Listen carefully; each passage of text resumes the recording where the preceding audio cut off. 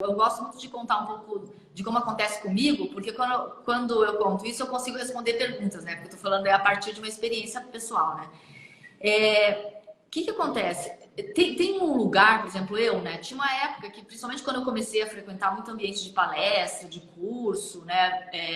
E principalmente quando tem mais pessoas, assim, tem uma multidão, né? Vamos dizer, né? Mais que 20 para algumas pessoas já é uma multidão, né?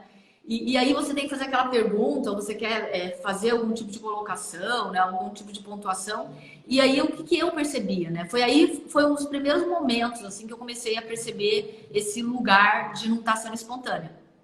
Que era entrar naquele looping de pensamentos, né? Ficar pensando qual é a pergunta que eu vou fazer, e aí eu ficava vendo se aquela pergunta era pertinente ou não, se eu não ia interromper, e aí eu entrava num looping de ficar mentalmente, né, lidando com os meus pensamentos. E aí, naquele momento, eu pensava tanto que quando eu ia fazer a pergunta, o tempo da pergunta já tinha passado, né? E pior do que isso, eu tinha perdido o que tinha sido dito enquanto eu estava nessa conversa interna, né? Então, e isso para mim, né, eu comecei a ficar alerta para isso, no sentido de que isso estava tirando uma característica minha, faz parte daquilo que eu chamo de ser espontânea, que é a minha característica de curiosidade, né? A vontade de perguntar nascia de uma dúvida, né? Ou de uma colocação, ou de alguma coisa que eu queria estar ali participando, né? E o meu lado curioso às vezes ficava danificado porque ele não conseguia entrar no jogo, né? Quando eu via, eu mesmo já tinha perdido o interesse da pergunta, sabe? Porque ele estava descontextualizado. Então, a gente pode ir perdendo o nosso jeito de ser, porque a gente fica tão preocupado se a gente está pertinente, né? Que nessa preocupação a gente perde o timing, né? E aí eu estou falando de uma palestra, mas eu também poderia estar falando do timing da vida, né? E isso numa situação mais macro, né? A gente está falando de não estar presente na própria vida, né? Nos eventos que estão acontecendo no dia a dia. E isso feito de uma forma muito constante, vai fazendo com que a gente vá perdendo até o treino, né? De ter opinião sobre coisas muito básicas, assim, do dia a dia, sabe? Então, parece uma coisa que aparentemente é mais pontual, né? Numa palestra, num curso, só que se a gente não ficar muito alerta para o nosso processo de se autoconhecer e se autoperceber, né? A gente pode começar a anular a nossa participação nos grupos também pequenos, né? E na vida. Exato, perfeito. E tem muito a ver com, de alguma forma ou de outra, o grupo inteiro perde com isso, né, Miriam? Porque você deixou de enriquecer, de levantar uma bola ali para o palestrante, enfim, esclarecer talvez uma dúvida que fosse de mais pessoas, né? E aí a gente volta no conceito assim, uma coisa é revisar a tua pergunta, outra coisa é ficar reformulando, e não fazer, né? A gente estava falando um pouquinho disso. Faz sentido, não faz?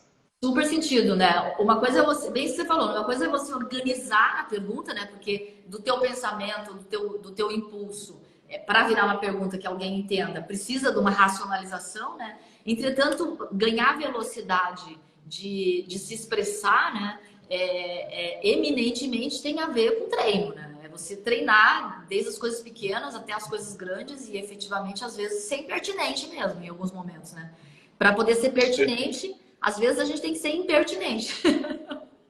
Quando é que você percebeu assim, que foi a virada de chave? Você começou a perceber os benefícios de manifestar, de ser espontânea, de colocar a tua opinião, enfim, mesmo sendo impertinente ou pertinente, não faz mal, mas como que sucedeu? Você falou assim, nossa, isso aqui virou, faz uma virada de chave. E quais benefícios você sentiu, né? Quais são os desdobramentos disso na tua vida? Como é que foi para você isso?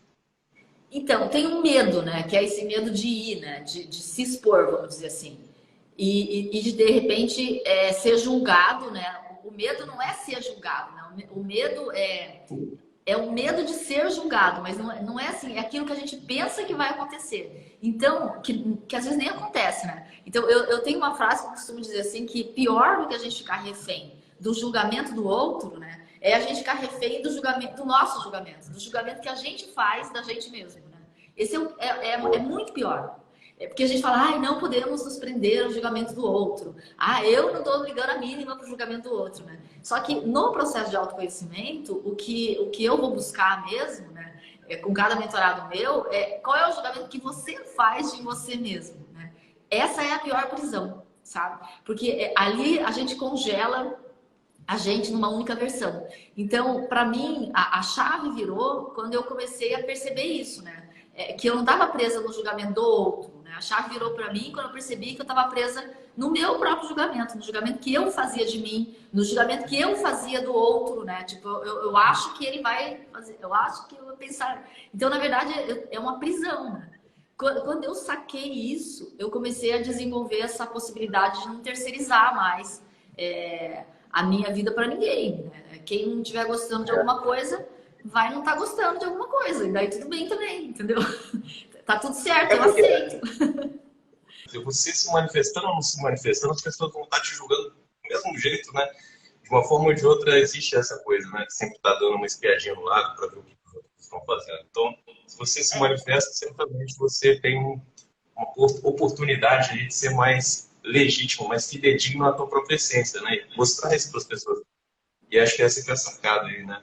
Muito bom, Uma cara, a coisa gente fala também, ô Nabucco, isso que você falou é genial, porque uma coisa que eu acho, assim, né, é que você se manifestando ou não se manifestando, alguém vai julgar, né? Sim, né? Agora, tem um outro ponto muito legal que acontece, né, que pode ser a continuidade disso, que é assim, se a gente não se manifesta, né, a gente passa a não conhecer a nossa própria opinião sobre alguma coisa. Entende? Porque a opinião que a gente tem daquilo que a gente iria colocar ou a pergunta que a gente ia colocar, no momento em que a gente coloca e expressa, transforma isso num verbo, né?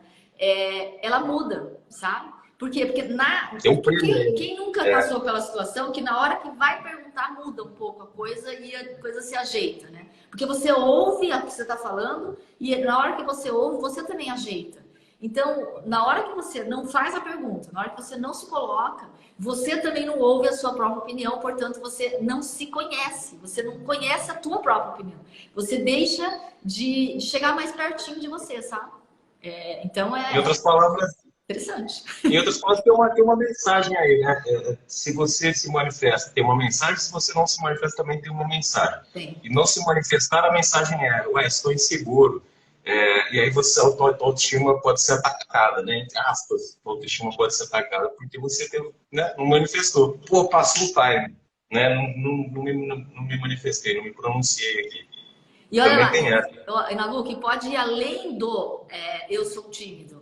Pode ir além. E quando vai além, vai piorando, né? Assim, no sentido... Piorando, gente, o que eu tô dizendo é no sentido de você ir agravando a tal da opinião que a gente tem sobre a gente mesmo. Que assim, eu não vou porque eu sou tímido, né? E aí eu não me manifesto. Mas eu também vou porque a minha opinião não vai valer a pena, né? Porque se valesse a pena, você falava. Mas não vai valer a pena, né? Então, você percebe que vai agravando, né?